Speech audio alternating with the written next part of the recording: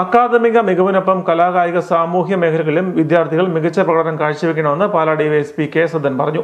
Kozhuvanal saint John ഡെബുൻസിയാസ് higher secondary സ്കൂളിന്റെ merit day ആഘോഷം ഉദ്ഘാടനം ചെയ്യുകയായിരുന്നു അദ്ദേഹം. ഇപ്പൊ നമ്മള് ഗവൺമെന്റിന്റെ ഒരു പ്രോഗ്രാം ഉണ്ട്, ഏതാണെന്ന് അറിയാമോ? നിങ്ങൾ എല്ലാവരും കേട്ടുകയാണല്ലോ. ഏതെങ്കിലും ഒരു പ്രോഗ്രാം. തൂഫാൻ. വളരെ ഒരു കൈയ്യടി കൊടുക്കാം. തൂഫാന്റെ പേര് പറഞ്ഞാൽ തൂഫാൻ എന്ന് പറയുമ്പോൾ ഹിന്ദി ടീച്ചറുണ്ട്.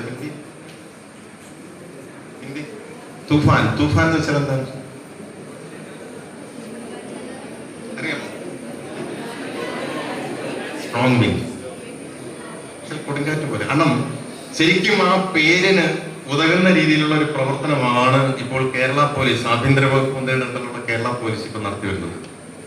വളരെ അഭിമാനത്തോടെ നമുക്ക് പറയാൻ കഴിയുന്നുള്ളത്, ഒരു നർക്കോട്ടിക് ഡ്രഗ് പിടിക്കുക എന്ന് പറയുന്നത് നിസ്സാരപ്പെട്ട കാര്യമില്ല. കാരണം ഒരുപാട് വർക്കൗട്ട് ചെയ്യണം. നമ്മുടെ മുന്നിൽ നിന്ന് ഞാൻ കുറച്ച് കഞ്ചാവ് കൊണ്ടുവരുന്ന പിടിച്ചോന്ന് പറഞ്ഞാൽ ഒരാളും മുന്നേ നിൽക്കില്ല, നിൽക്കുമോ?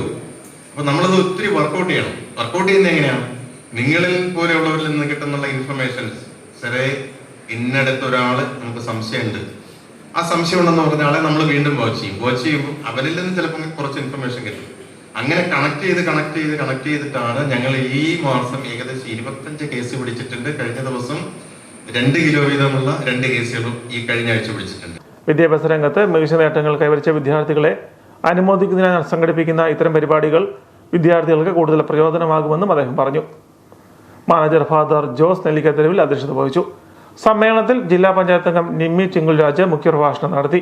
ബ്ലോക്ക് പഞ്ചായത്ത് അംഗം സാജൻ മണിയങ്ങാട്ട്, ഗ്രാമപഞ്ചായത്ത് അംഗം Jessy George, PTA president Shibu Thekkemattam, Kozhuvanal ഫ്രോനാപ്പള്ളി അസിസ്റ്റന്റ് വികാരി father John Vayalil, principal doctor Bella Joseph, headmaster Sony Thomas എന്നിവർ പ്രസംഗിച്ചു. ചടങ്ങിൽ വിദ്യാർത്ഥികൾക്കുള്ള പുരസ്കാരങ്ങൾ ഫാദർ ജോസ് നെല്ലിക്കത്തെരുവിൽ വിതരണം ചെയ്തു.